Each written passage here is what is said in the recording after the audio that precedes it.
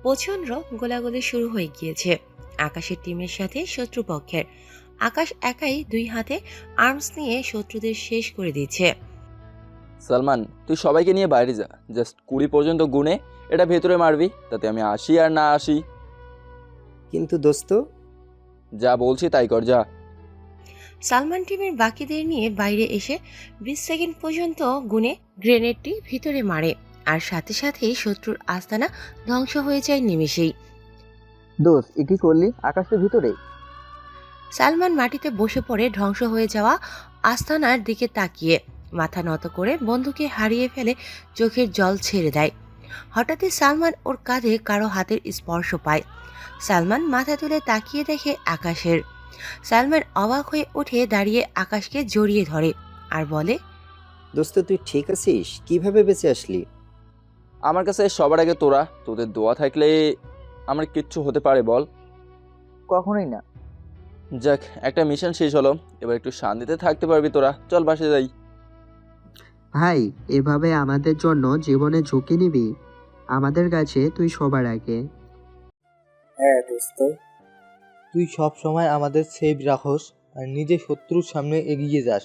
এরপর আর কিন্তু এসব চলবে না। আরে কি যে বলিস না, তোরাই আমার সব। চল এখন যাওয়া যাক। হ্যাঁ চল। এরপর সবাই সবার বাসায় চলে যায়। আকাশ বাসায় গিয়ে নক করতেই ওর মা দরজা খুলে দেয়। আকাশকে দেখেই বলে, বাবা এসেছিস? ঠিক আছিস তো? হ্যাঁ আমি ঠিক আছি। তোমার দোয়ার সাথে থাকলে আমার কিছু হতে পারে বলো? আকাশ ওর আম্মুকে জড়িয়ে ধরে বলে। ওর আম্মু অভিমানী কণ্ঠে বলে, তোর বাবাও আর্মিতে কাজ করে নিজের জীবন দিয়েছেন, আর তুইও শেষমেশ সেই পথেই গেলি। আহারে আম্মু, এত চিন্তা করো না তো। দেশের জন্য কিছু করতে পারা এটা সৌভাগ্যের ব্যাপার। তুমি শুধু দোয়া করো তাহলেই হবে। মায়ের দোয়া সব সময়ই ছেলের সাথে থাকে। এখন যা, ফ্রেশ হয়ে আয়, আমি খাবার দিচ্ছি। আচ্ছা। এবার পরিচয় দেওয়া যাক। এই হলো আকাশ। আকাশের বাবা আর্মিতে ছিলেন। বাবার আদর্শ ফলো করেই আজ আকাশ দেশের জন্য কাজ করছে। আকাশ একজন স্পেশাল টিমের হেড। এই টিমে 5 জন ওয়ারিয়র্স রয়েছে। তাদের সবাইকে একসাথে 5 স্টার ব্যাটালিয়ন বলা হয়। আর এই ব্যাটালিয়নের হেড হলো আকাশ। ওর নেতৃত্বে এখন পর্যন্ত 10টি মিশন সম্পূর্ণ হয়েছে। সরকার থেকে সবাইকে স্পেশাল মেডেলও দেওয়া হয়েছে। আকাশের পরিবারে মা আর একটা ছোট বোন আছে। ওর বাবা আগেই শহীদ হয়েছেন। আকাশের বোনকে কিছুদিন আগেই একজন ডক্টরের সাথে বিয়ে দেওয়া হয়েছে। আকাশের বয়স এখন 26 বছর। ও দেখতে বেশ হ্যান্ডসাম আর গুড লুকিং ছেলে। ফর্সা মুখ, সিল্কি চুল, সুঠাম দেহ, সব মিলিয়ে পুরো একটা হিরো। আকাশ স্বভাবতই অনেক রাগী আর মিশুক। আকাশ ওর টিমের বাকি 4 জনকে নিজের থেকেও বেশি ভালোবাসে। ওরা সবাইও ওর অনেক অনুগত। আকাশের কোনো কথাই ওরা ফেলে দেয় না। এদের নিয়েই আকাশের দুনিয়া। আকাশের এই ভাগাদড়ি জীবনে কোনো মেয়ের সাথে সম্পর্ক হয়ে ওঠেনি। জীবনের এই পর্যায়ে আসার জন্য কোনো মেয়ের উপর আকাশ দুর্বল হয়নি। আসলে কখনো কাউকে এভাবে ভালোই লাগেনি। কিন্তু আকাশ অনেক মেয়ের ড্রিম বয় ছিল। স্কুল, কলেজ, ভার্সিটি সব জায়গায় খেলাধুলা থেকে শুরু করে সব কিছুতেই আকাশ ছিল বেস্ট। তাই সবার প্রিয় ছিল আকাশ। এরপর যখন 5 স্টার ব্যাটালিয়নে যুক্ত হলো, তখন ওর দায়িত্ব পালন দেখে সবাই ওকে পছন্দ করতে লাগলো। এখন ওর ডিপার্টমেন্টে সবাই ওকে এক নামে চিনে। লাস্ট মিশন শেষ করে আকাশ আর ওর বাকি টিম মেম্বাররা যখন রেস্ট নিচ্ছিল, ঠিক তখনই ওকে ওদের ডিপার্টমেন্টের চিফ রায়হান সাহেব কল করে ডাক দেয়। আকাশ দ্রুত তার কাছে চলে যায়। May I come in sir? Yes yes Akash, আসো বসো। আকাশ বসতে বসতে বলে, স্যার আপনাকে অনেক চিন্তিত মনে হচ্ছে। কোনো বড় সমস্যা স্যার? রায়হান সাহেব তার চেয়ার ছেড়ে উঠে বেশ চিন্তিতভাবে এদিক ওদিক তাকিয়ে আকাশকে বলে, কিভাবে যে বলি বলো, মাত্রই তোমাদের একটা মিশন শেষ হলো এখন। স্যার আপনি নিশ্চিন্তে বলুন। রায়হান সাহেব আকাশের কাছে এসে দ্রুত বলে, আকাশ, আমাদের সেক্টর বেস থেকে একটা গুরুত্বপূর্ণ হার্ড ডিস্ক চুরি হয়ে গেছে, যেটায় হার্ডটেক সিকিউরিটি দেওয়া, যা ব্যান করার জন্য একমাত্র পিন আমি জানি। কিন্তু আমার ভয় হচ্ছে এই হার্ড ডিস্ক যদি শত্রুপক্ষ অ্যাক্সেস করে ফেলে তাহলে আমাদের দেশের অনেক বড় ক্ষতি হবে। কিন্তু স্যার, যেহেতু এটাই আপনার নিজস্ব সিকিউরিটি দেওয়া, শত্রুপক্ষ কি পারবে তাকে অ্যাক্সেস করতে, যেখানে আমরা আজ অব্দি পারিনি? আকাশ, কিভাবে বলবো বলো? তারা অলরেডি অ্যাক্সেসের জন্য কাজ শুরু করেছে। এটা খুবই বড় মাপের শত্রু আকাশ। এই হার্ড ডিস্কের একটা স্পেশাল জিপিএস আছে। এটাকে ঠিক যখনই অ্যাক্সেস করতে নিবে, এটা এই আইপ্যাডে তার লোকেশন পাঠাবে। লাস্ট 7 জায়গায় লোকেশন ট্যাগ করা হয়েছে। এরা এই হার্ড ডিস্কের সম্পর্কে সব জানে, তাই ভিন্ন ভিন্ন 7 জায়গায় তারা এটিকে অ্যাক্সেস করতে চেষ্টা করেছে, কিন্তু সফল হয়নি। তবে সফল হওয়ার চান্স রয়েছে। আকাশ, তোমাকে এই হার্ড ডিস্ক খুঁজে বের করতেই হবে, যেভাবেই হোক বের করতেই হবে। স্যার, আপনি চিন্তা করবেন না, মিশন যতই কঠিন হোক আমি তা সলভ করবই ইনশাল্লাহ। আকাশ, এই মিশনটা একদম সিক্রেট, এখন কেউ জানে না। গত রাতে আমাদের সিক্রেট বেসির সব CC camera plus security system hack করে তারা এটি চুরি করেছে। এদের উদ্দেশ্য খুবই ভয়াবহ। আকাশ, এই কথা মিডিয়াতে গেলে আমাদের অনেক ক্ষতি আর বদনাম হবে। তাই আমি তোমাকে ছাড়া আর কাউকে বিশ্বাস করতে পারছি না। এই জন্য এই টাফ মিশনটা তোমাকে হ্যান্ডেল করতে হবে এবং সফল হতে হবে। স্যার, আর চিন্তা করবেন না, কারণ মিশন হার্ড ডিস্ক শুরু। যে কোনো প্রকার হেল্প লাগলে তুমি আমাকে বলবে। জি স্যার, আমাকে শুধু এই মিশন রিলেটেড সব ইনফরমেশন দিন, তাহলেই হবে। ওকে, আমি সব তোমার কাছে পাঠিয়ে দিচ্ছি। ওকে স্যার, তাহলে আমি উঠি। Best of lakh. এরপর আকাশ রায়হান সাহেবকে বিদায় দিয়ে বাসায় ফিরে যায়। বাসায় গিয়ে আকাশ খুব চিন্তিত হয়ে পড়ে, কারণ এমন একটি মিশন যার লক্ষ্য হলো একটা হার্ড ডিস্ক খুঁজে বের করা। এই হার্ড ডিস্ক যাদের কাছে আছে তারা নিশ্চয়ই কোনো সাধারণ লোক হবে না, এরা কোনো বড় মাফিয়া বা ডনই হবে। আর সবচেয়ে বড় কথা, এই হার্ড ডিস্ক খুঁজে বের করাও একটা সহজ কাজ না। আকাশ কিভাবে কি করবে তা বুঝতে পারছে না। রাত 12টা। আকাশ এখনো ওর টিম মেম্বারদের নতুন মিশন সম্পর্কে কিছুই বলেনি। আগে আকাশ এই মিশনের পুরো শখটা আঁকতে চায়, তারপর নামবে সিক্রেট মিশনে। সারা রাত ধরে 1000 বার চেষ্টা করে কিন্তু কোনোভাবেই কোনো ক্লু পাচ্ছিল না। কিন্তু হঠাৎই ভোরের দিকে এতবার চেষ্টা করার পর আকাশ সেই অপেক্ষাকৃত ক্লুটা পেয়ে যায় আর দ্রুত ছকটা এঁকে ফেলে। আকাশ কাজ শেষ করে ঘুমিয়ে পড়ে, কারণ আজ ঘুম থেকে উঠেই এমন এক মিশন শুরু হবে যার শেষটা কেউ জানে না। পরের দিন সকাল 10:30। আকাশ ঘুম থেকে উঠে ফ্রেশ হয়ে নাস্তা খেয়ে যায়। ও খুবই টেনশনে আছে। এই মিশনটা খুব রিস্কের, না জানি কি থেকে কি হয়। আকাশ চুপচাপ নাস্তা খাচ্ছে, কোনো কথা বলছে না। আকাশের মায়ের কাছে বিষয়টা ভালো লাগছে না, তাই তিনি আকাশকে জিজ্ঞেস করলেন, আকাশ, কিছু কি হয়েছে? এরকম চিন্তিত হয়ে আছিস কেন? সব ঠিক আছে তো? আকাশ ভাবতে ভাবতে আস্তে করে বলল, আম্মু, আবার একটা নতুন মিশন পেয়েছি। আকাশের আম্মুর মনটা সাথে সাথেই খারাপ হয়ে যায়, তাও নিজেকে সামলে বলেন, এর আগে কত মিশনে তুই সফল হয়েছিস, তাহলে চিন্তা কিসের? মা, এই মিশনটা খুব ভিন্ন, আগাগোড়া কিছুই খুঁজে পাচ্ছি না। যা পেয়েছি তাতে কাজ হবে কিনা কে জানে। তুই পারবি, আমার বিশ্বাস। এত চিন্তা করিস না, আল্লাহর উপর ভরসা রাখ আর সামনে এগিয়ে যা। তোকে কেউই হারাতে পারবে না।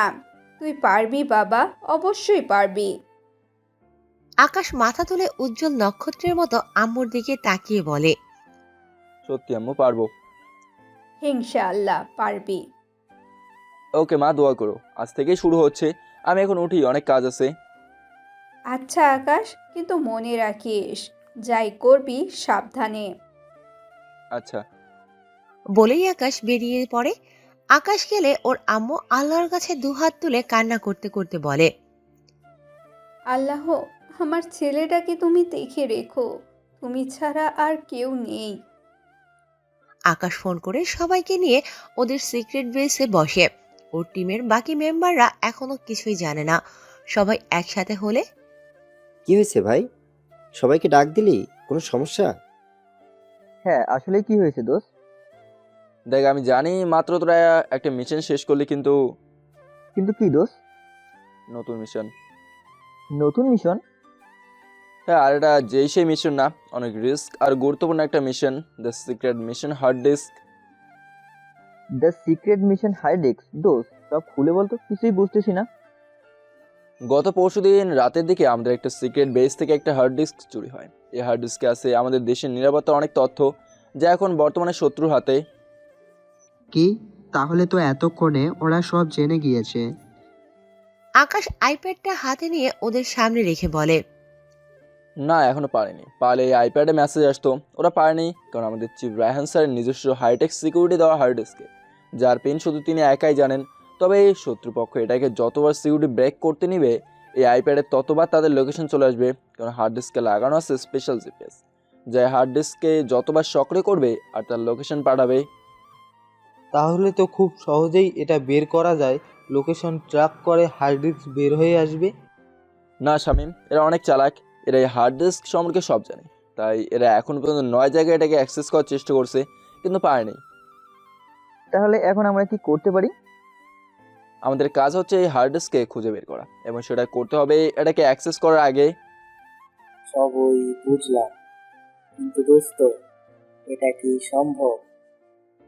আমারও মনে হয়েছিল এটা অসম্ভব, কিন্তু সারা রাত কাজ করে আমি একটা প্ল্যান করছি। কি দোস্ত? তাহলে শোন, এই যে 9 জায়গার লোকেশন আমরা পেয়েছি তা ঢাকার ভেতরেই, ঢাকার বাইরে এখনো যাওয়া হয়নি। এই যে 9 জায়গা, এগুলো সব কোলাহল মুক্ত জায়গা। আর সবচেয়ে মজার কথা হলো, এই 9টা জায়গা একটা জায়গা হয়ে যায়, আর তা হলো RK পয়েন্ট। আমার বিশ্বাস এই হার্ড ডিস্ক এখানেই কোথাও আছে। কিন্তু আরেক পয়েন্ট তো খুবই কোলাহলপূর্ণ একটি জায়গা। ইয়েস, এখানেই তো আমার ছকটা মিলেছিল। ওরা কোলাহল থেকে এমন সব জায়গায় যায় যেখানে কেউ থাকে না, আর আমি নিশ্চিত ওরা কোনো বড় গাড়িতে যায়। তাহলে আর কি, চল সবাই মিলে আর একটা পয়েন্ট অ্যাটাক করি। এটাই তো সমস্যা। কি সমস্যা? RK পয়েন্ট একটা বিশাল পাবলিক প্লেস, যেখানে ফায়ারিং করার কোনো ওয়ে নেই। যদি একটা গুলি পাবলিকের গায়ে লাগে, তাহলে আমার এই পেশায় আসাটাই অনর্থক হবে। তাহলে চিন্তার কিছু নেই, যদি আমার ধারণা ঠিক হয়, তাহলে ওরা এরপর কোথায় যেতে পারে আমরা তা চিন্তা করে আমরা ওদের আগে ওখানে গিয়ে থাকবো। জিপিএস অন হওয়া মাত্রই ওদের খুঁজে বের করব। আরেকটা কথা, কি দোস্ত? আমাদের কিছু লোক RK পয়েন্টের মধ্যে ছদ্মবেশে ঢুকিয়ে দিতে হবে, যাতে কোনো প্রকার ক্লু আমাদের হাত থেকে মিস না হয়। বাহ দোস্ত, তুই বেশ, তোর টিমের মেম্বার হয়ে আমরা ধন্য। হয়েছে, তোদের আর পাম দিতে হবে না। খুব সিরিয়াসলি আমাদের এই মিশনটা শেষ করতে হবে। আশা করি আমি যেভাবে ভেবেছি ঠিক সেভাবে যেন কাজটা হয়। হবে হবে দোস্ত, চিন্তা করিস না। এরপর আকাশ আর ওদের বাকি টিম মেম্বাররা শুটিং প্রোটেস্ট করতে চলে যায়। অন্যদিকে ফোনে, কাজ হয়েছে? না বস, আমরা চেষ্টা করতেছি। শোন, যেভাবেই হোক এটা খুলে আমাকে দিবি, কোটি টাকার খেলা কিন্তু। জি বস, সামান এমন সিকিউরিটি দিচ্ছে, আবার জিপিএস এর খেলাও কোনোভাবেই কাজ হচ্ছে না। হাসান, আমি না শুনতে পছন্দ করি না। যেমনই হোক খুলে নিয়ে আয়, আর যাই করবি সাবধানে। জি বস। নেকরেট কই? মীরা রোড। আচ্ছা। আকাশ সন্ধ্যায় বাসায় ফিরে। এর মাঝে ও আরেক পয়েন্টে ওদের লোক ফিট করে আসে। কেউ হ্যাকার, কেউ চা বিক্রিওয়ালা, কেউ দোকানদার। এভাবে সবার কাছে ব্লুটুথ আছে, সবাই সবার সাথে কানেক্টেড। এরা সবাই বিভিন্ন জায়গায় অবস্থান করে, সবার প্রতি নজর রাখছে। এদের সবাইকে আবার আকাশ কন্ট্রোল করছে। আকাশ বাসায় এসে ফ্রেশ হয়ে হালকা কিছু খেয়ে কাজে বসে পড়ে। আকাশ আরেক পয়েন্টের ম্যাপ নিয়ে বসে। গত 9 জায়গা আরেক পয়েন্ট থেকে বেশ কাছেই ছিল। এই আধা ঘন্টার মধ্যে সময় লাগে প্রতি জায়গা থেকে। আকাশের এখন কাজ হলো এমন আরো কয়েকটা জায়গা বের করা। আকাশ অনেক গণিতিক হিসাব করে কয়েকটা জায়গা বের করে, যেমন সালাম ডেইরি মোড়, শান্তিবাগ, হিরোমিয়া লেন, মীরা রোড, আরও কয়েকটা আছে। কিন্তু এগুলোর মধ্যে কোনটা হতে পারে? রাত 11:36। আকাশের মাথা ভৌ ভৌ করে ঘুরছে। কিভাবে যে কি করবে, কোন জায়গাটাই যে যাবে তা মাথায় আসছে না। তাই পিস্তলটা লোড করে পিছনে ভরে ওর আম্মুর কাছে বলে বাইরে হাঁটতে বের হয়। আকাশের এটা পুরনো স্বভাব, মাথায় কিছু না আসলেই বাইরে ঘুরতে বের হয়। তাই আজও তার ব্যতিক্রম হয়নি। আকাশ ওর বাসা থেকে হাঁটতে হাঁটতে অনেকটা সামনে চলে যায়। আশেপাশে তেমন কোনো লোকজন নেই, তবে রিক্সা আর প্রাইভেট গাড়ি চলছে কয়েকটা। আকাশ ল্যাম্পপোস্টের আলোতে ফুটপাত ধরে হেঁটে যাচ্ছে।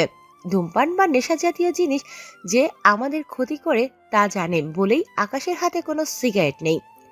রাতের শহরটা খুব ঠান্ডা আর আরামদায়ক হয়। মন আর মাথা দুটোকেই চাঙ্গা করে দেয় এই পরিবেশ।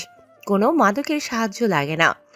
আকাশ একটা ছোট্ট গলির সামনে দিয়ে চলে যেতেই ওর তীক্ষ্ণ কানে কেমন জানি গোঙানির আর ধস্তাধস্তির আওয়াজ ভেসে আসে। আকাশ দ্রুত কৌশলে পিছনে এসে অন্ধকার গলির ভিতর ঢুকে আস্তে আস্তে সামনে এগোতে থাকে। যতই সামনে যাচ্ছে শব্দগুলো খুব স্পষ্ট মনে হচ্ছে। আকাশ গলির মাঝামাঝি আসতেই দেখে একটা অসমাপ্ত বাড়ির নিচে আলো জ্বলছে। চারদিকে কেউ নেই। আকাশ আর একমাত্র সময় নষ্ট না করে সেই আলো আর সেখান থেকে আসা শব্দের কাছে ছুটে যায়। আকাশ সেখানে গিয়ে যা দেখে তা দেখার জন্য ও প্রস্তুত ছিল বলে মনে হয় না। আকাশ দেখে 3টা লোক একটা মেয়েকে ধর্ষণ করার জন্য ধরে রেখেছে। একজন মেয়েটার হাত আর আরেকজন মেয়েটার পা ধরে রেখেছে। মেয়েটার জামার কিছু অংশ ছিঁড়েছে, আর বাকি একজন পশুর মতো ঝাঁপিয়ে পড়ার জন্য তার নিজের জামা কাপড় খুলছে। মেয়েটার মুখ কাপড় দিয়ে বাঁধা, কিন্তু সে যে কি আর্তনাদ করছে তা আকাশে বুকে আর কানে স্পষ্ট এসে লাগছে। ঠিক যখনই পশুটা মেয়েটার উপর ঝাঁপিয়ে পড়বে, ঠিক তখনই আকাশ এন্টি মারে আর বলে, ওকে ছেড়ে দে। পশু তিনটা হঠাৎ কারো শব্দ পেয়ে ভড়কে যায়। মেয়েটা আকাশের দিকে অসহায়ভাবে তাকিয়ে শুধু কাঁদছে। পশুগুলো আকাশের দিকে তাকিয়ে ওকে একা দেখে হাসি দিয়ে বলে, ও শুয়া, তুই কে রে?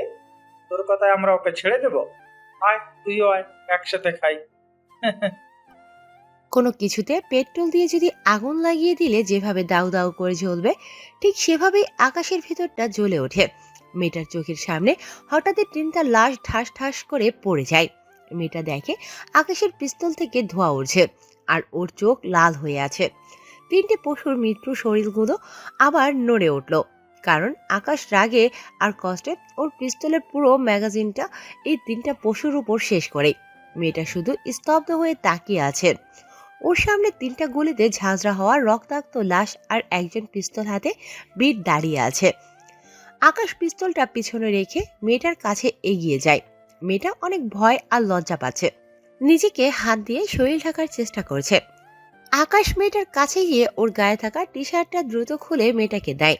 মেয়েটা দ্রুত তা পরে নেয়।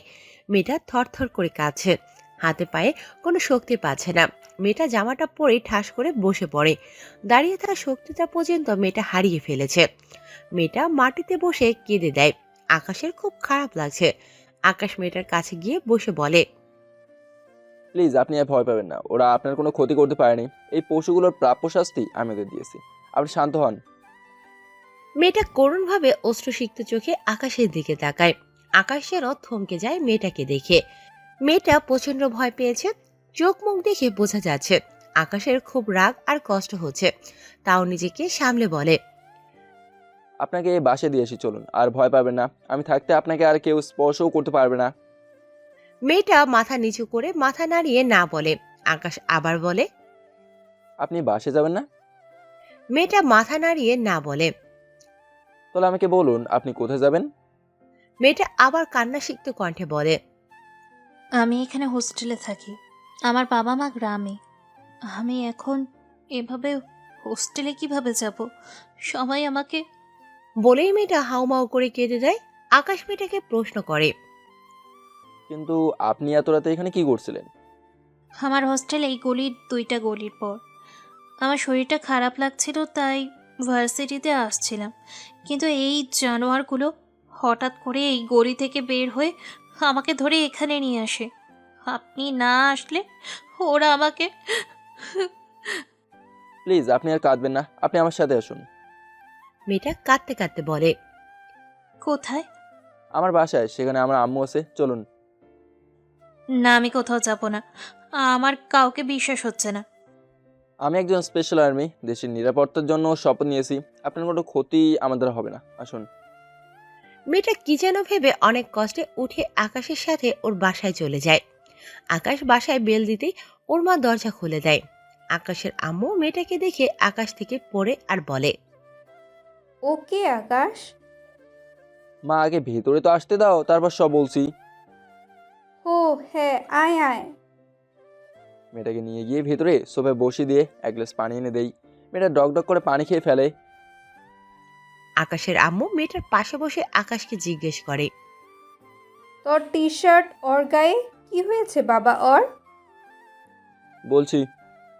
এরপর আকাশ ওর আম্মুকে সব খুলে বলে। মেয়েটা অঝরে কেঁদে দেয়। আকাশের আম্মু মেয়েটাকে জড়িয়ে ধরে সান্ত্বনা দেয় আর বলে, থাক মামুনি, কান্না করে না। খুব ভালো করেছিস আকাশ। জানোয়ারগুলোর সাথে ওদের বেঁচে থাকার কোনো অধিকার নেই। ফুলের মতো মেয়েটাকে নষ্ট করতে চাচ্ছিল। খুব ভালো করেছিস মামুনি, তোমার কিছু হয়নি। আর একটুও কান্না করে না।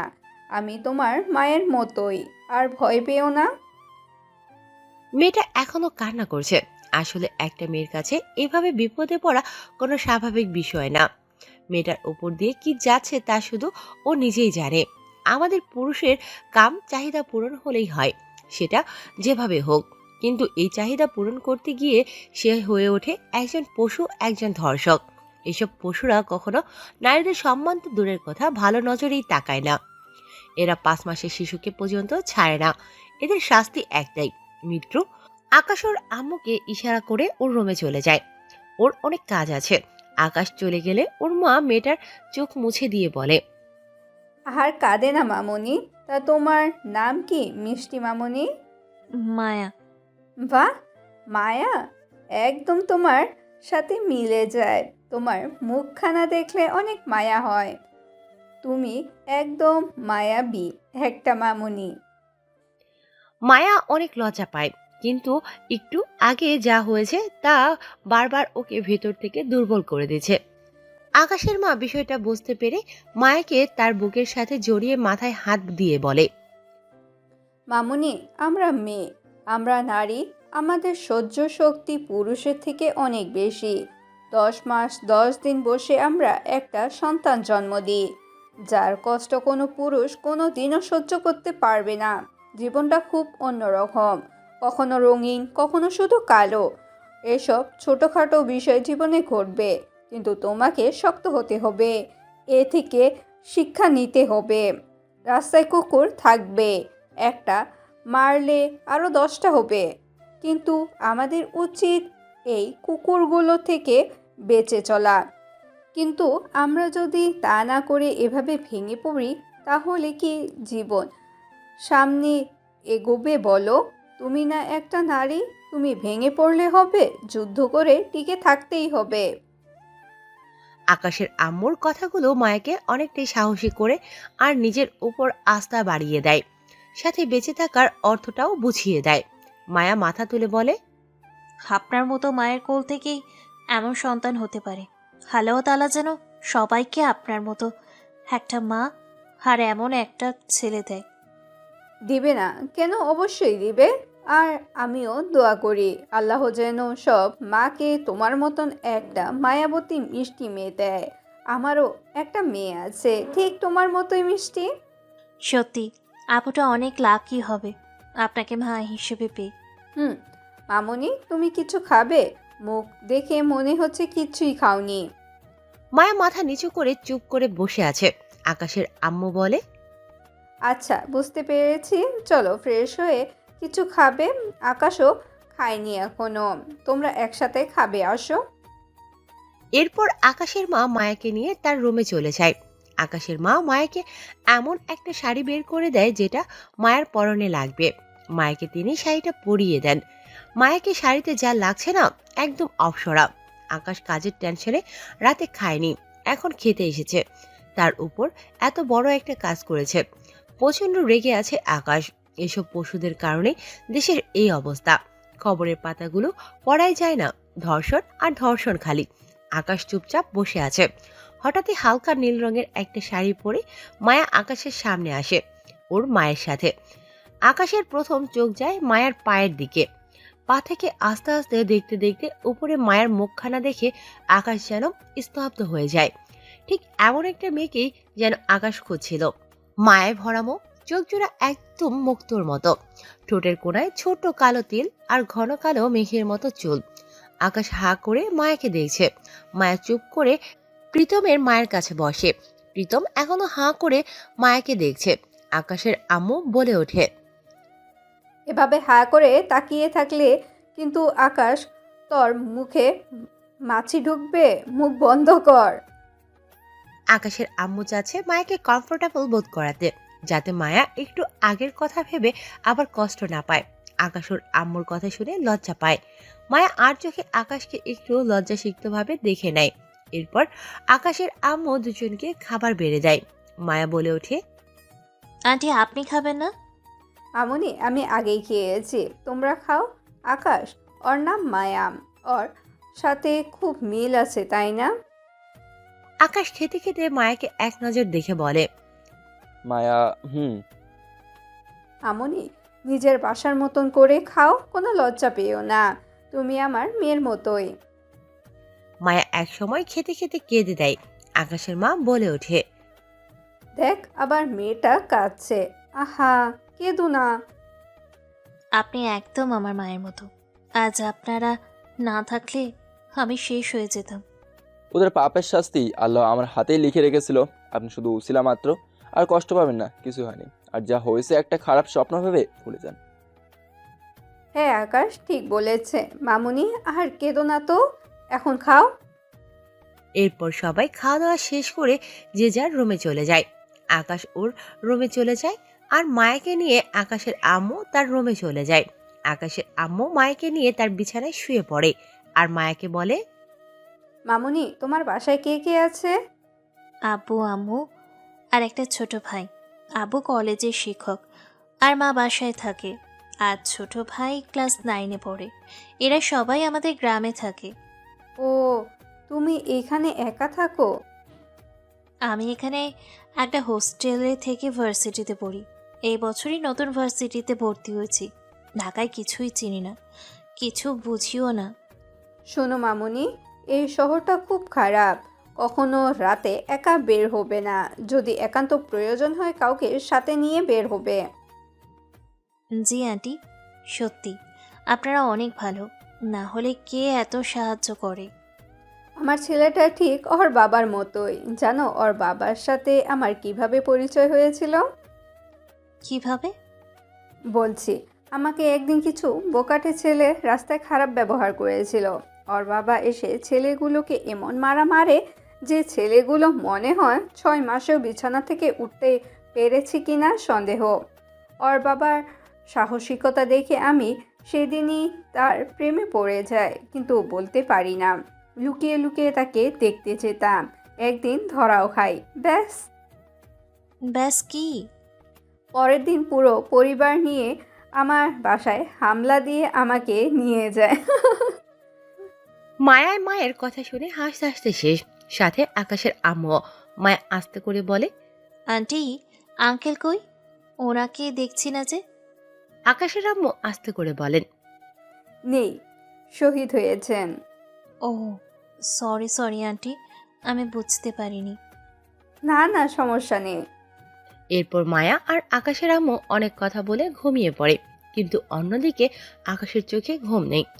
আকাশ কাল কোথায় যাবে তা হিসাব করে বের করে। ওর বাকি টিম মেম্বারদের কল করে বলে, কাল আমরা সালাম রোডের ওখানে থাকবো। তোরা সকাল সকাল আগেই চলে যাস, আমি পরে আসবো। সারাদিন ওখানেই থাকবো। আচ্ছা। এরপর আকাশ সব গুছিয়ে বিছানায় গিয়ে শুয়ে পড়ে। ঠিক চোখটা বন্ধ করার সাথে সাথেই মায়ের মায়াবী মুখখানা ওর সামনে ভেসে ওঠে। কিন্তু মায়ের সাথে আজ যা হলো তা ভেবে আকাশের অনেক রাগ হয়। রাগটাকে গিলে ফেলে মিশনের কথা ভাবতে ভাবতে আকাশ ঘুমিয়ে পড়ে। পরের দিন সকালে, আকাশ, ওকে একটু দিয়ে আয় বাবা। আচ্ছা মা, আসুন। আন্টি, আপনারা অনেক করেছেন, সত্যি আপনাদের মতো ভালো মানুষ আর হয় না। অনেক ধন্যবাদ আপনাদের। ধুর বোকা, ধন্যবাদ কিসে? তোমার যখন ইচ্ছে হবে তুমি চলে এসো। আমি সারাদিন বাসায় একাই থাকি, তুমি আসলে আমার আরো ভালো লাগবে। আচ্ছা, আসি আন্টি। সাবধানে থাকবে মামুনি। এরপর আকাশের সাথে মায়া নিচে নেমে আসে। আকাশ ওর দামি বাইকটা বের করে বলে, উঠুন, আপনাকে নামিয়ে দিয়েছি। মায়া লজ্জাসিক্ত হয়ে বাইকে বসে। আকাশ একটা হাসি দিয়ে একটানে মায়ের হোস্টেলের সামনে চলে যায়। মায়া বাইক থেকে নেমে বলে, আপনাকে কোটি বা ধন্যবাদ দিলেও কম হবে। তাও মন থেকে বলছি, আপনি আমাকে বাঁচিয়েছেন। অসংখ্য ধন্যবাদ আপনাকে। আকাশ ওর মানিব্যাগ থেকে একটা কার্ড বের করে দিয়ে বলে, এখানে আমার নাম্বার আছে, যে কোনো সময় যে কোনো প্রয়োজনে ফোন দেবেন। মায়া অবাক হয়ে কার্ডটা নেয় আর বলে, আচ্ছা। একটা মুচকি হাসি দিয়ে একটানে আবার বাসার দিকে চলে আসি। আকাশ গেলেই মায়ের বান্ধবী বলে, কি রে, রাতে তুই কই ছিলি? আর ওই হ্যান্ডসাম ছেলেটা কে ছিল? উপরে চল, সব বলছি।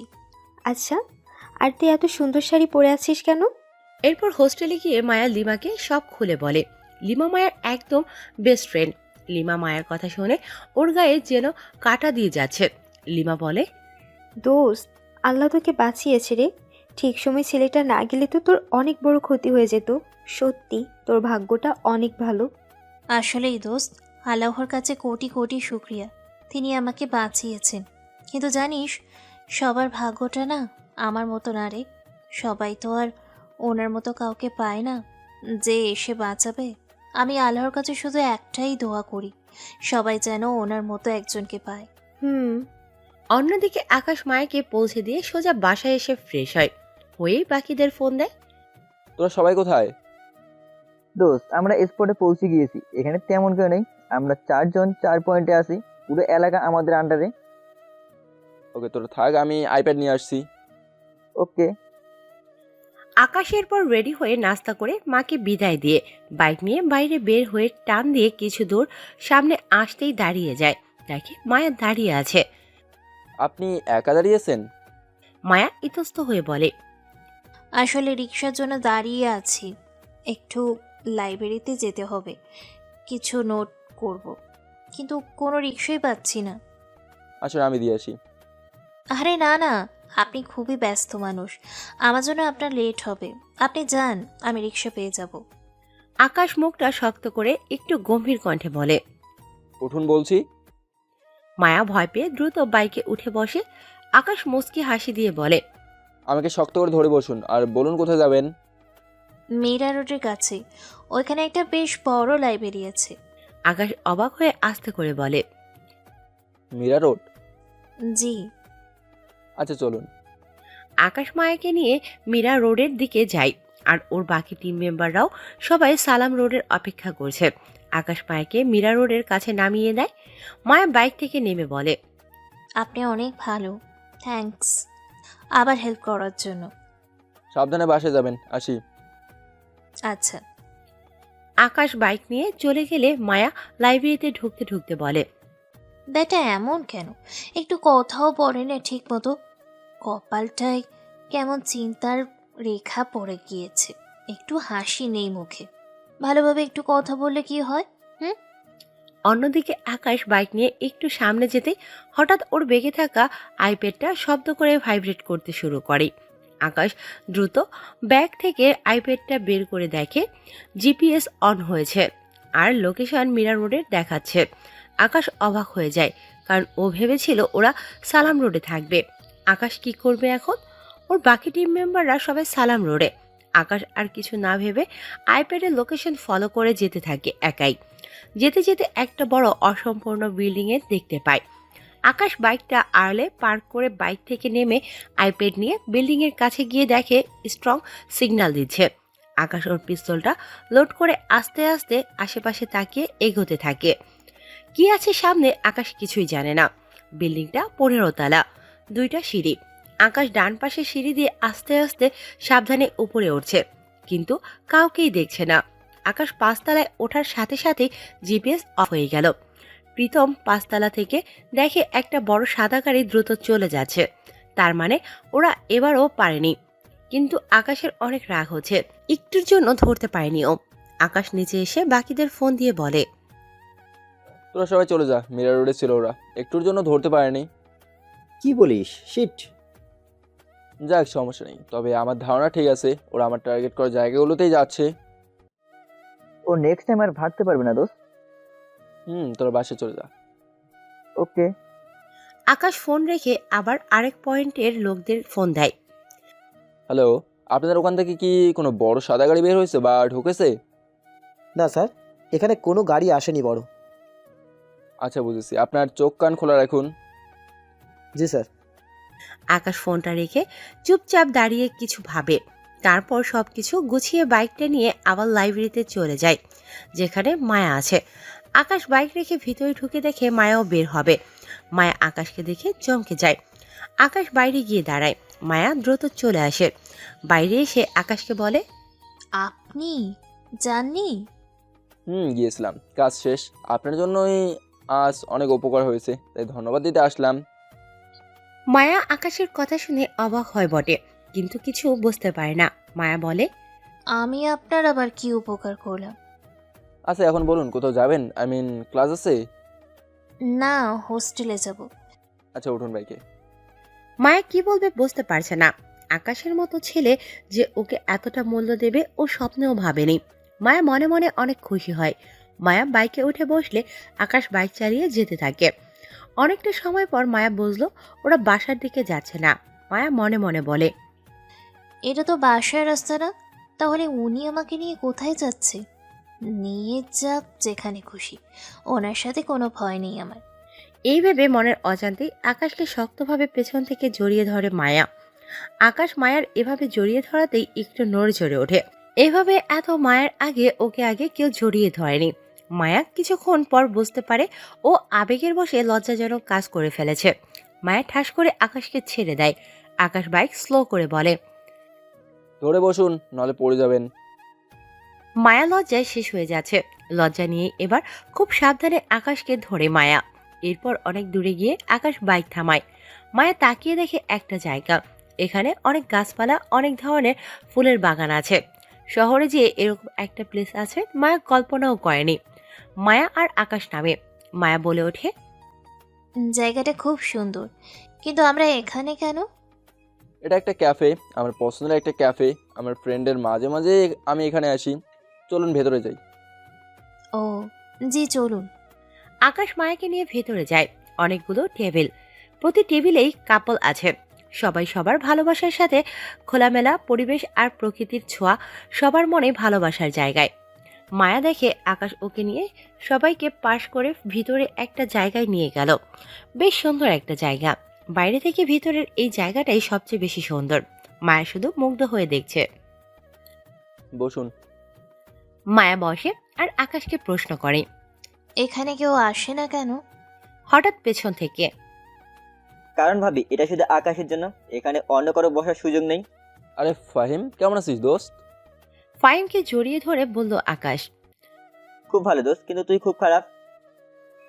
হ্যাঁ, কেন? তুই এত সুন্দর ভাবি রেখে বিয়ে করেছিস, অথচ আমাকে দাওয়াত পর্যন্ত দিসনি। ফাহিমের কথা শুনে মায়ের লজ্জা পাবে না অবাক হবে কি করবে বুঝতেই পারছে না। আকাশ মায়ার দিকে তাকিয়ে দেখে মায়া সেই লজ্জা পাচ্ছে আর বোকা হয়ে গিয়েছে। আকাশের মনে একটু মজা করার ইচ্ছে হয়, তাই আকাশ বলে, আর বলিস না ভাই, মা জোর করে ওর সাথে বিয়ে দিয়ে দিয়েছে, কাউকেই বলিনি। জানিসই তো আমি কি করি। একটু আগে ফাহিমের কথা শুনে যতটুকু অবাক না হয়েছে তার চেয়ে হাজার গুণ অবাক বা শখ হয়েছে মায়া আকাশের কথায়। মায়া আকাশের দিকে অবাক নয়নে তাকিয়ে দেখে আকাশ মুচকি হাসছে। হঠাৎই আকাশ মায়াকে একটা চোখ টিপ দেয়। মায়ার লজ্জার আর কেমন জানি একটা মনে হচ্ছে। ওর গলা শুকিয়ে যাচ্ছে, তাই দ্রুত এক গ্লাস পানি খেয়ে একটু শান্ত হয়। আচ্ছা বুঝছি, এবার বস। তোর পছন্দের খাবার অর্ডার আমি দিয়ে এসেছি, তোকে গেট দিয়ে ঢুকতে দেখে তোর জন্য অর্ডার করে দিয়েছি। বাহ, এই না হলে বন্ধু। তুই থাম, ভাবির সাথে একটু কথা বলে নেই। তা ভাবি, আপনার নাম কি? মায়া যে কি বলবে বুঝতে পারছে না। ওর মনে একটাই প্রশ্ন ঘুরছে যে আকাশ সত্যিটা বলল না কেন। মায়া আকাশের দিকে তাকিয়ে দেখে এখনো সেই বাঁকা হাসিটা দিচ্ছে। মায়া আস্তে করে বলে, জি মায়া। বাহ, খুব সুন্দর নাম। জানেন ভাবি, আপনার এই স্বামীটা খুব ভালো। আর যদি আমি আমার পরিবারের মুখে দুমুঠো ভাত তুলে দিতে পারি, তা শুধু এই মানুষটার জন্য। এই যে দেখছেন ক্যাফেটা, এটা সম্পূর্ণ ওর টাকায় বানিয়েছি। এই গাছপালা, ফুলের বাগান সব ওরই বুদ্ধি, ওরই সব কিনে দেওয়া। আজ ও না থাকলে আমাকে আমার বাবা মাকে নিয়ে পথে বসতে হতো। মায়ের রীতিমতো আজ অবাকের উপর অবাকই হচ্ছে। একটা মানুষ যে এতটা ভালো হতে পারে মায়ের জানা ছিল না। মায়া আকাশের দিকে আবার তাকায়। আকাশ অন্যদিকে তাকিয়ে মুচকি হাসছে। মায়া যেন মুগ্ধ হয়ে যাচ্ছে আকাশকে দেখে। আকাশ ফাহিমকে বলে ওঠে, দোস্ত রাখতো, তোকে এগুলো বলতে না করেছি না? আরে রাখতো, জানেন ভাবি আমার এই ক্যাফেতে আকাশ শুধু ওর সবচেয়ে প্রিয় এবং কাছের মানুষগুলোর সাথে আসে। আপনিও কিন্তু ওর এখন প্রিয় একজন, বুঝলেন? মায়া আকাশের দিকে তাকায়। প্রতিনিয়ত শুধু অবাকই হচ্ছে, আকাশ ওকে এত গুরুত্ব দিচ্ছে। ভাবতেই মায়ের কেমন জানি লাগছে। জি ভাইয়া, বুঝেছি। শোনেন ভাবি, আপনার জন্য স্পেশাল খাবার আনতে বলেছি, ওই তো নিয়ে এসেছে। দোস্ত তোরা খাওয়া দাওয়া কর, আমি পরে আসছি। আরে তুইও বস, আমাদের সাথে খা। না না দোস্ত, আমার ওইদিকে কাজ আছে, তোরা এনজয় কর, আমি কাবাব মে হাড্ডি হতে চাই না। ফাহিম চলে গেলে আকাশ মায়াকে খাবার বেড়ে দেয়। মায়া শুধু আর চোখে আকাশকে মুগ্ধ হয়ে দেখছে, আর ওর প্রতি ভালো লাগাটা প্রতিনিয়ত বেড়েই চলেছে। রাগ করলেন ওকে সত্যিটা বলিনি বলে? না না, বুঝতে পেরেছি, আপনি মজা করছিলেন। আসলে দেখতে চেয়েছিলাম ও কি বলে আপনাকে নিয়ে। হুম, আপনি খুব ভালো একটা মানুষ, সবাইকে সাহায্য করেন, সবার পাশে দাঁড়ান। কেউ বিপদে পড়লে তাকে সাহায্য করাটা তো আমাদের একজন মানুষ হিসেবে কর্তব্য, তাই না? হ্যাঁ, তবে আপনি সবার থেকে অনেক আলাদা। সব মেয়ের স্বপ্ন আপনার মতো কাউকে তার জীবনসঙ্গী হিসেবে পাওয়ার। কথাটা বলেই মায়া জিহ্বায় কামড় দেয়। ইস, বলতে বলতে ও কি বলে ফেললো। লজ্জায় মায়ার মাথা কাটা যাচ্ছে। আকাশ বলে, সেই সুযোগ আর হলো কই? কেউ তো আজ অব্দি পছন্দই করলো না। নিন, শুরু করুন। মায়া আর কিছুই বলল না লজ্জায়। লজ্জা মাখা মুখখানা নিয়ে খাওয়া শুরু করে, সাথে আকাশও। খাওয়া দাওয়া শেষ করে মায়া বলে, একটা প্রশ্ন করতে পারি, কিছু মনে না করলে? জি করুন। আমাকে এখানে নিয়ে এলেন যে? আমার উপকার করেছেন তা একটা ট্রিট দিলাম। তাহলে আমাকেও যে আপনার ট্রিট দিতে হয়? আপনিও তো আমার সবচেয়ে বড় উপকার করেছেন। চলুন উঠি। আকাশ উঠে হাঁটা শুরু করে। মায়া উঠে আকাশের পেছন যেতে যেতে মনে মনে বলে, লোকটা এমন কেন? শয়তানের হাড্ডি একটা, ঠিক মতো কথাই বলে না। বুঝলাম না, শুধু আমাকে এখানে আনলো কেন? আমি কি তার প্রিয় কেউ? ফাহিম ভাই তো বলল। উফ, বুঝি না কিছু। এরপর মায়াকে নিয়ে আকাশ ওর হোস্টেলের সামনে চলে যায়। মায়া বাইক থেকে নামতেই আকাশ ডাক দিয়ে বলে, আপনার ফোনটা দিন। মায়া ওর ফোনটা বের করে আকাশকে দেয়। আকাশ মায়ার ফোন নিয়ে কি যেন করলো, তারপর ওকে দিয়ে বলল, আমার নাম্বার সেভ করে দিয়েছি, যে কোনো প্রকার প্রয়োজনে কল করবেন, যখন খুশি তখন। মায়া মাথা নাড়িয়ে আচ্ছা বলে। এরপর আকাশ ওর বাসার দিকে চলে যায়। মায়ার খুব খুশি খুশি লাগছে, এরকম একটা মানুষ ওর সাথে আছে। ভাবতেই নিজেকে এই শহরের রানী মনে হচ্ছে মায়ার। মায়াও হাসি নিয়ে হোস্টেলের ভিতর চলে যায়। রাত 10টা। আকাশ কালকের কথা ভাবছে, কালকে কোথায় ওরা যেতে পারে। আকাশ এবার একটা আইডিয়া করে। আকাশ ওর টিম মেম্বারদের ফোন দেয়। কালকে একটা কাজ করব। কি দোস্ত? কালকে আমরা 5 জন, প্রতিজনের সাথে আরো 5 জন করে থাকবে, মানে মোট 25 জন মিলে 5 জায়গায় থাকবো। কালকে যেভাবেই হোক ওদের ধরতেই হবে, কি বলিস তোরা? হ্যাঁ দোস্ত, এটাও ভালো হবে। আমি ডিপার্টমেন্টে বলে দিয়েছি কে কোন জায়গায় থাকবি, আমি মেসেজ করে দেবো। আচ্ছা। ওকে, তাহলে সকালে দেখা হচ্ছে। ওকে। আকাশ ফোন রেখে সবকিছু গুছিয়ে নেয়। এখন ঘড়িতে 10:56। আকাশ ভাবছে মায়াকে কল দেবে কিনা, আবার ভাবছে ঘুমিয়ে পড়ছে কিনা। আকাশ আর না ভেবে কল দিয়েই দেয়। রিং হওয়ার সাথে সাথেই মায়া কল রিসিভ করে। হ্যালো। হাই, আপনি কি আমার কলের অপেক্ষায় ছিলেন নাকি? রিং হওয়ার সাথে সাথে রিসিভ? না মানে ফোনটা হাতেই ছিল। বুঝেছি। খেয়েছেন রাতে? হ্যাঁ, আপনি? না, পরে খাবো। কি? আপনি না ঠিক মতো খাবার দাবার খান না, এটা কিন্তু ঠিক না। আচ্ছা খাবো, তা ঘুমাবেন না? একটু পরই। আচ্ছা রাখি, পরে কথা হবে। আকাশ ঠাস করেই ফোনটা রেখে দেয়।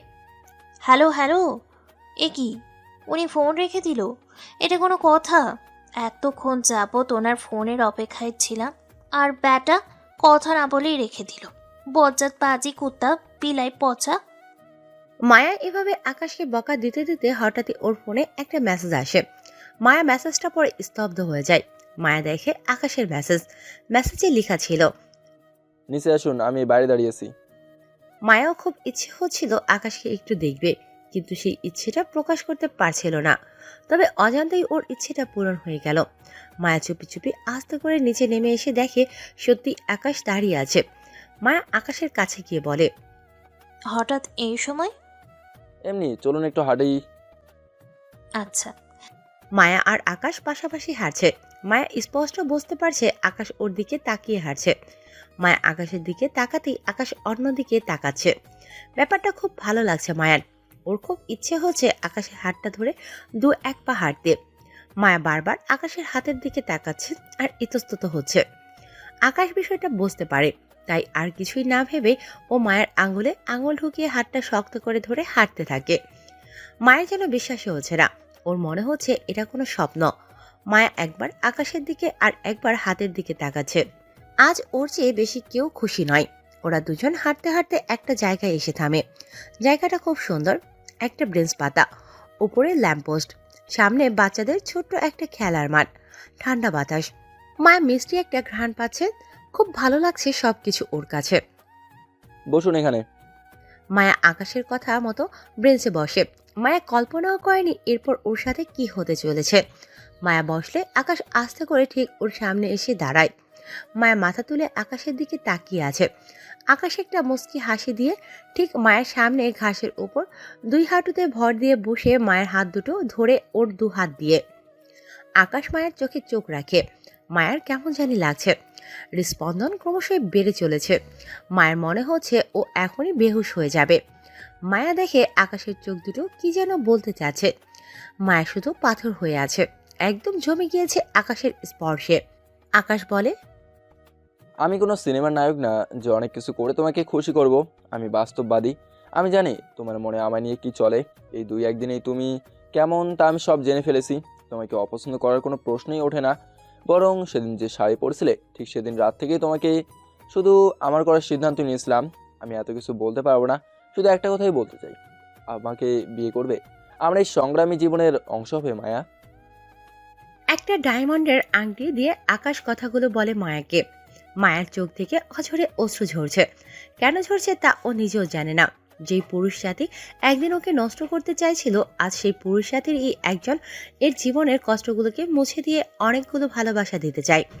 ওর জীবনের সঙ্গী হতে চায়। এরকম একজন বীর পুরুষকে না বলার কোনো প্রশ্নই নেই। মায়া কাঁদতে কাঁদতে মাথা নাড়িয়ে হ্যাঁ বলে আর ওর আঙুলটা এগিয়ে দেয়। আকাশ সেই মন করা হাসিটা দিয়ে মায়াকে রিংটা পরিয়ে দেয়। মায়া অনেক কেঁদে দেয় খুশিতে। ওর মতো সামান্য মেয়েকে কেউ এতটা আপন করে নেবে ও কখনোই ভাবেনি। আকাশ মায়ের পাশে বসে মায়াকে ওর বুকের সাথে জড়িয়ে ধরে আর বলে, তোমার ধারে কাছেও আর কেউ আসতে পারবে না। এখন থেকে তুমি শুধু আমার।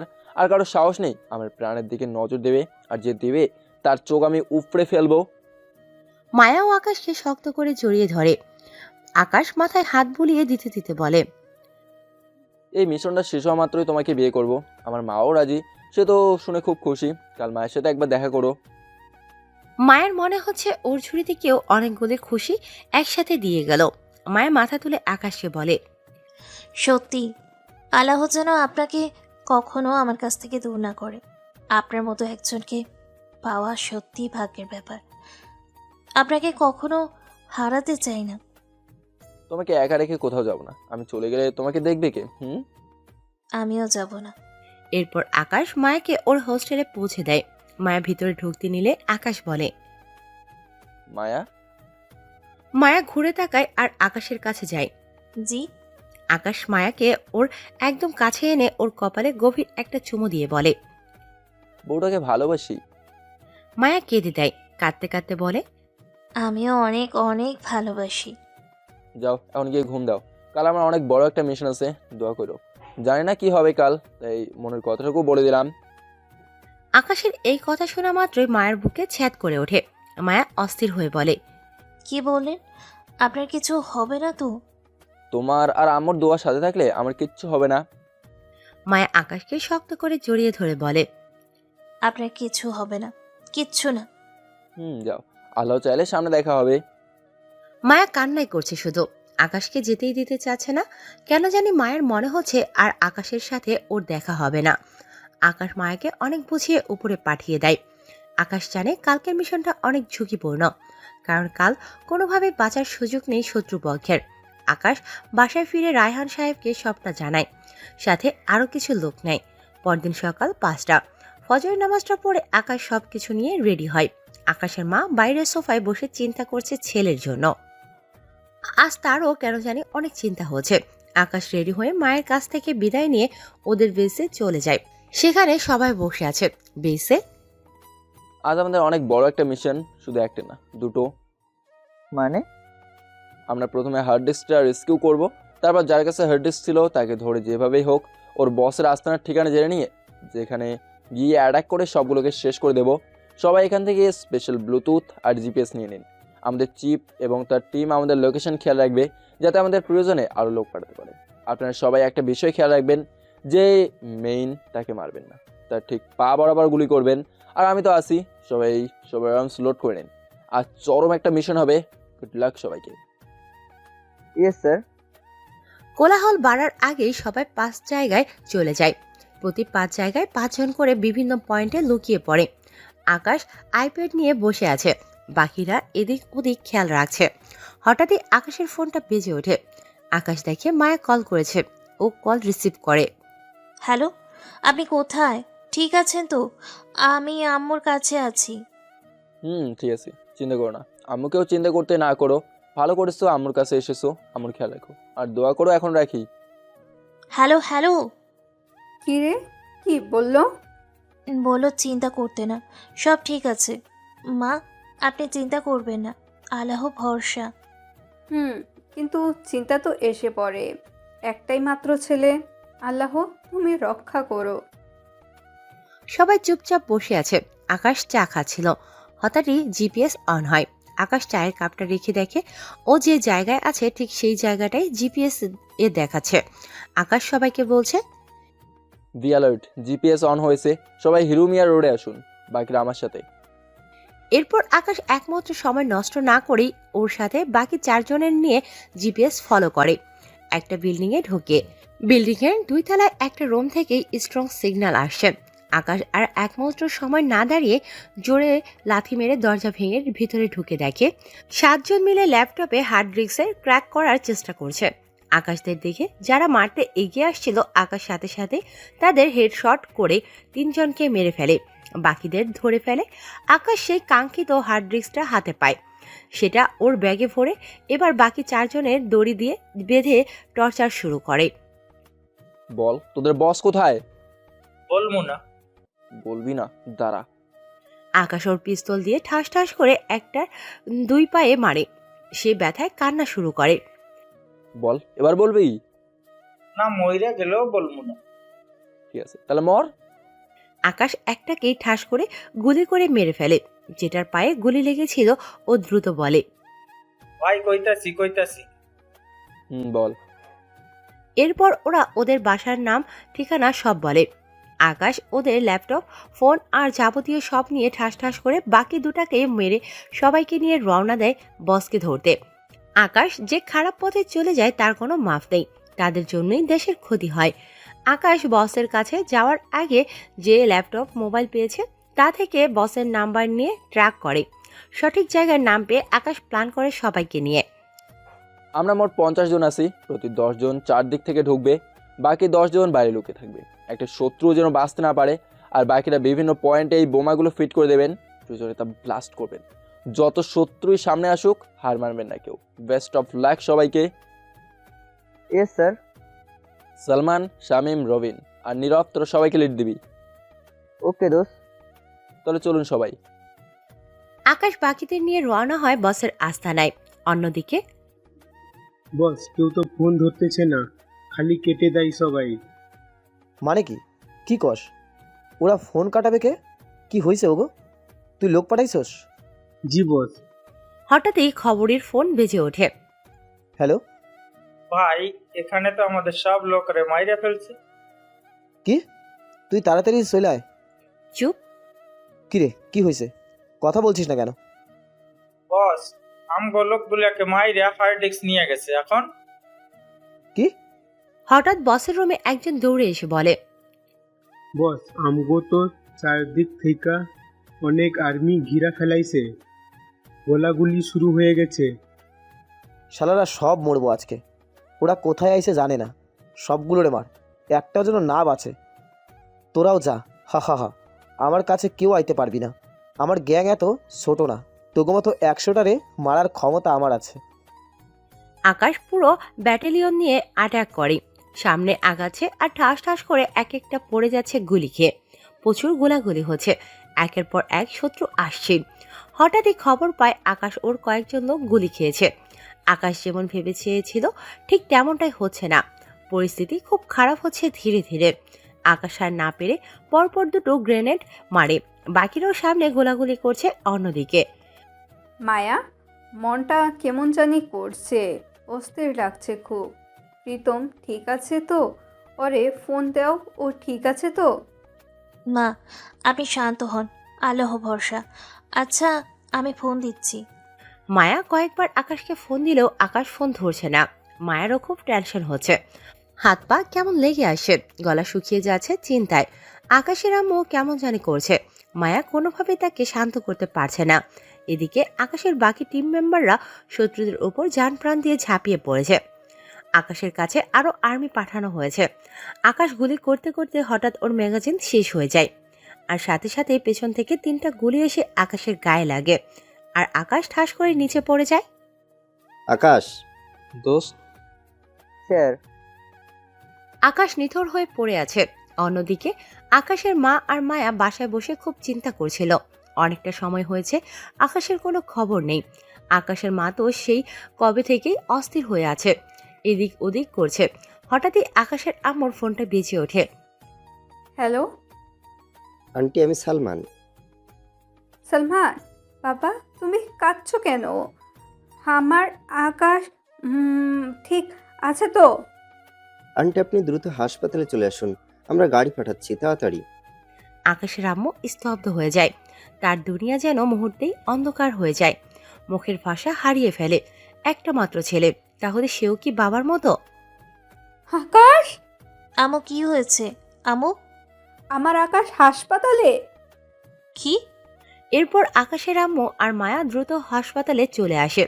দুজনেই কাঁদতে কাঁদতে অবস্থা খারাপ। তারা দেখে অনেক আর্মি একসাথে দাঁড়িয়ে আছে। আকাশের আম্মু কাঁদতে কাঁদতে দৌড়ে গিয়ে বলে, আমার আকাশ কোথায়? আমার আকাশ। সাথে মায়াও বলছে, উনি কোথায়? ওনার কি হয়েছে? আপনারা বলছেন না কেন? সালমান শামীম এসে মায়া আর আকাশের মাকে শান্ত করার চেষ্টা করে। আমার আকাশের কি হয়েছে আমি জানতে চাই, আমাকে দয়া করে কেউ বলো। আন্টি, ওর গায়ে 3টা গুলি লেগেছে, খুব খারাপ অবস্থা ওর, আমরা পারিনি ওকে বাঁচাতে। কি? উনি আর বেঁচে নেই? বেঁচে আছে, তবে খুবই খারাপ অবস্থা। ডাক্তার আপ্রাণ চেষ্টা করছে। মায়া আর আকাশের আম্মু হাউমাউ করে কান্না করছে। সাথে আকাশের বন্ধুরা আর সাথীরাও নীরবে চোখের জল ফেলছে। রায়হান সাহেবও তাদের মাঝে একজন। বাইরের দেশ থেকে বড় ডাক্তার আনানো হয়েছে। দীর্ঘ 4 ঘন্টা কেটে যায়। ডাক্তার ওটি থেকে বের হয়ে আসে। মায়া আর আকাশের আম্মু ডক্টরের কাছে দৌড়ে যায়। ডাক্তার, আমার ছেলেটা কেমন আছে? ও সুস্থ আছে তো? বলুন না ডাক্তার, বলুন। দেখুন, আমরা আমাদের কাজ করেছি, এখন বাকিটা মহান আল্লাহর হাতে। তার যদি সময় মতো জ্ঞান আসে তাহলে হয়তো বেঁচে যাবে, তবে রোগীর অবস্থা বেশি ভালো না। 3টা গুলি খেয়ে উনি যে এখনো শ্বাস নিচ্ছে তাই অনেক। আপনারা সবাই আল্লাহকে ডাকুন। ডাক্তারের কথা শুনে আকাশের মা আরো ভেঙে পড়ে, আরো কান্না শুরু করে। ডাক্তার, আমি একটু ওনার কাছে যেতে পারি? শুধু একটু দেখব প্লিজ। দেখুন, এখন তো যাওয়া সম্ভব না, ওনাকে কেবিনে শেভ করলে তারপর যেতে পারবেন, অপেক্ষা করুন। এরপর অনেকটা সময় পার হয়ে যায়। আকাশকে কেবিনে শিফট করলে মায়া আকাশের কাছে যায়। মায়া দেখে আকাশের নিথর নীল বর্ণের ফ্যাকাশে মুখটা একদম নিষ্প্রাণ হয়ে আছে। মায়ের ভিতর থেকে ফুপিয়ে ফুপিয়ে কান্না আসে। মায়ের চোখের জল ছেড়ে দেয়। মায়া আকাশের কাছে বসে ওর হাতটা ধরে কাঁদতে কাঁদতে বলে, আপনি উঠুন না, আর কত ঘুমাবেন? আমাকে বিয়ে করবেন না? আপনি না বললেন আমাকে একা রেখে কোথাও যাবেন না? তাহলে কেন আজ একা করে চলে যাচ্ছেন? আমাকেও নিয়ে যান সাথে। কিভাবে আপনাকে ছাড়া থাকবো? আমার কথা না হয় বাদ, নিজের মায়ের কথা ভাবুন। তাকেও নিঃস্ব করে দিয়ে যাবেন? কি নিয়ে সে বেঁচে থাকবে বলুন? ফিরে আসুন, প্লিজ ফিরে আসুন, ফিরে আসুন না। মায়া অঝরে কাঁদতে থাকে। হঠাৎই মায়া ফিল হয় আকাশের আঙুলগুলো নড়াচড়া করছে। মায়া মাথা তুলে তাকিয়ে দেখে আকাশ চোখ খুলেছে। চোখের ইশারা বলছে আমি ঠিক আছি। মায়া কাঁদতে কাঁদতে আকাশকে জড়িয়ে ধরে। বাইরে বাকিরাও ভেতরে চলে আসে। ডাক্তার চেক আপ করে বলে উনি এখন ঠিক আছে, আর কোনো চিন্তা নেই। আকাশের এক পাশে ওর আম্মু, আর মায়া জড়িয়ে ধরে শুধু কান্না করছে। আকাশের চোখের কোণা থেকেও পানি পড়ছে। ওয়েল ডান মাই বয়, তুমি আসলে রিয়েল ওয়ারি। তাড়াতাড়ি সুস্থ হয়ে আবার আমাদের মাঝে ফিরে আসো। আর হ্যাঁ, তোমার এই মিশনটাও সাকসেসফুল হয়েছে। শয়তানগুলো সব ধরা পড়েছে। তাই তোমাকে আমি 4 মাসের ছুটি দিচ্ছি। সুস্থ হও আর এবার বিয়েটা করে ফেলো। মেয়েটা তোমাকে পাগলের মতো ভালোবাসে। আকাশ ইশারায় আচ্ছা বলে আর অনেক খুশি হয়। এরপর আকাশকে বাসায় নিয়ে যাওয়া হয়। মায়া আকাশকে সেবা করে, যার জন্য আকাশ খুব তাড়াতাড়ি সুস্থ হয়ে যায়। তারপর মায়ের সাথে আকাশের বিয়ে ঠিক হয়। আজ আকাশ আর মায়ার বিয়ে। তো নানা ধরনের নিয়ম শেষ করে ওদের বিয়েটা সম্পূর্ণ হয়। আকাশ এখন বাসর ঘরে দাঁড়িয়ে আছে। ওর বন্ধুরা ওকে ধাক্কা দিয়ে ঘরে পাঠিয়ে দিয়ে বাহির থেকে দরজা লক করে দেয়।